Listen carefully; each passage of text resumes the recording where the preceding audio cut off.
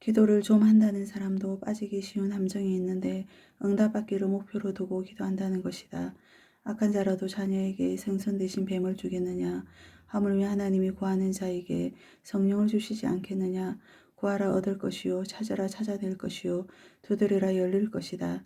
성경의 수많은 기도 응답의 말씀을 붙잡고 응답받기만을 바라는 목표를 두고 기도하는 경우가 많다. 물론 그렇다. 응답을 목표로 두고 기도해야 한다. 그런데 더 좋은 방법이 있다. 믿음을 사용하는 기도이다.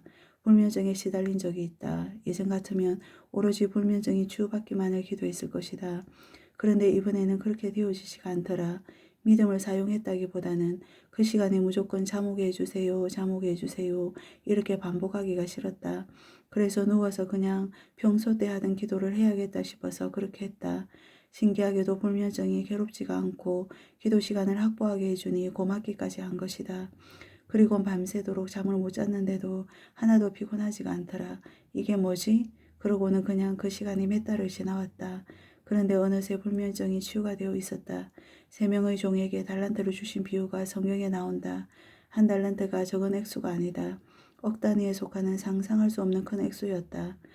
종 처지에 주인이 사랑하고 믿어서 억만금을 맡겼는데 5달란트 받은 종을 부러워하고 1달란트 받은 자신을 한탄한다면 얼마나 악하고 미련한 종이겠는가. 이 악하고 게으른 종이라고 하신 주인의 심정을 알겠더라. 믿음도 이렇게 사용하는 것이다. 예수님을 믿었다는 것은 내 형편이 아무리 비참한 상황이라고 해도 한 달란트를 받은 상태이다. 비록 남편이 중직이면서 술, 담배를 하고 구원의 감격도 없이 교회만 다닌다고 하자. 그런데 나는 믿음도 좋고 사역도 하고 기도도 할 줄 알고 자녀들도 교회에 잘 나온다고 하자. 그런데 오로지 남편의 상태가 변화되기를 목표에 두고 기도한다면 나는 어떻게 될까? 남편은 변하지 않는 것 같고 기도는 하기 싫고 낙심과 짜증이 끝나지 않는 상태가 지속될 것이며 반복될 것이다. 이건 믿음을 사용하는 자세가 아니라 기도하면서도 제자리로 돌아가는 소모적인 신앙생활이 된다. 이 형태의 신앙생활을 멈추고 믿음을 사용하는 방법으로 돌이켜야 한다. 그럼 어떻게 하라는 말인가? 변하지 않는 남편, 응답 없는 기도에 대한 낙심된 마음이 나를 덮는 것 같은 그 순간, 그 감정을 받아들이지 말고 그 순간 믿음을 사용해 보는 것이다. 의지적으로 내가 받은 억 단위의 달란트를 묵상하고 선포하는 것이다. 남편은 변하지 않아도 하나님은 살아계시고 나를 아시고 능력이 크시며 못하실 것이 없으며 가장 선하신 것 최선의 길을 인도하고 계시고 합력하여 선을 이루시는 분임을 믿어보자. 요셉도 다윗도 아브라함도 성경의 인물들은 다 그렇게 해서 믿음의 조상이 되었다. 응답을 받고 믿음의 조상이 된 것이 아니라 믿고 나서 응답을 받았다. 이삭이 죽어도 살리실 것을 믿었던 아브라함처럼 남편이 영원히 변하지 않을 것이 확실해 보여도 질병이 덮치고 가난이 나를 삼켜도 그냥 하나님을 믿어보자. 그리고 지금 현재 최선을 다해 감사하며 사는 것이다. 아주 간단하고 쉬운 방법 하나를 소개하겠다.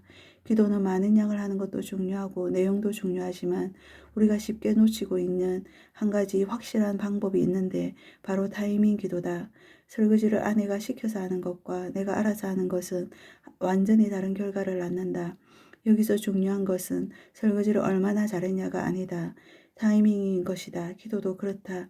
신경질 낼 거 다 내고 불신앙할 거 다 하고 낙심할 거 다 하고 나서 정시기도 시간에 예배 시간에 회개하고 다시 안 그러겠다고 하면 이미 나는 만신창이가 된 상태에서 다시 시작해야 한다. 그러나 이렇게 해보라. 1, 2, 3의 방법을 사용해보라. 1. 늘 하던 대로 남편 때문에 신경질이 올라온다.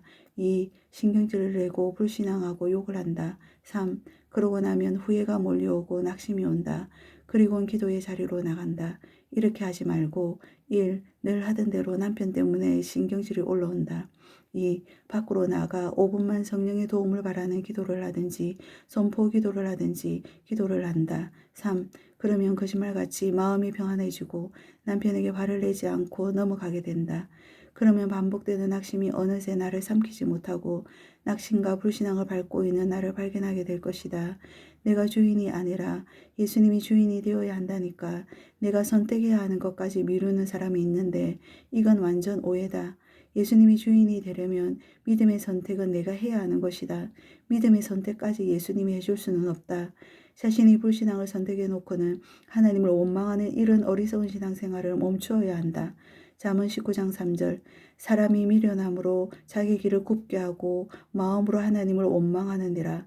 악하고 게으른 종이란 믿음의 선택을 할 수 있었는데, 충분히 모든 것을 가진 자였는데, 기도도 할 수 있고 천국을 보장받았고 성령의 인도도 받을 수 있는 억만금을 손에 쥐고도 평생을 사용하지 않고 오로지 문제만 바라보고 그 모든 축복은 땅에 묻어두고 육신대로 산 종이 아닌가 하는 생각이 든다. 자신이 가진 억만금을 쓰기만 하면 될 일을 상상할 수 없는 돈을 불려갈 수 있었는데 땅에 묻어두었으니 악하고 게으른 종이라고 마땅히 책망을 받아야 하지 않겠는가. 유기성 목사님이 예수동의 운동을 시작할 때 하나님이 그러시더란다. 실패할 거다. 그래도 할 거냐. 그 말씀을 듣고 3일을 앓으셨다고 한다. 성공한다고 해도 안 될 판국에 판을 깨도 유분수지. 하나님이 어떻게 이렇게 말씀하실 수가 있나 싶더란다. 그런데 신기한 일은 오히려 실패할 거라는 말씀이 예방주사가 되어서 상황에 낙심이 안 되고 그래도 꾸준히 할 수 있는 원동력이 되었다고 한다. 우리는 격려의 말씀만 좋은 것이라고 생각하지만 그렇지만은 않다. 성공할 거란 음성을 들었다면 아마도 끝까지 하지 못했을 것이다. 실패할 것을 각오하고 할 때 오히려 성공 확률이 높아지기도 한다. 응답도 마찬가지다. 응답 받으려고, 잘 살아보려고, 부흥시켜 보려고, 변화시켜 보려고 하지 말고 실패할 것을 각오하고 기도에 도전해 보면 어떨까? 실패에도 불구하고 무응답을 각오하고 하는 기도가 참 능력의 기도라는 것을 배우게 될 것이다. 그런데 신기하고 놀라운 것은 단 한 사람도 더 놀랍게 응답하신 하나님을 만나지 않은 사람이 없다는 것이다. 지나고 보니 나의 불면증을 하나님이 하나하나 다 인도하셨더라. 무엇을 먹어야 하는지, 무엇을 먹지 말아야 하는지, 어떤 운동을 해야 하는지 말이다. 지금은 불면증이 생기기 전보다 먹는 것도 운동하는 것도 비타민을 먹는 것도 다 변화되어지고 더 좋아졌다. 그리고 간청거리가 되지 않았는가 말이다. 하나님은 정말 믿을 만한 분이시다. 하나님을 믿겠습니다. 하나님 아버지 감사합니다. 아멘.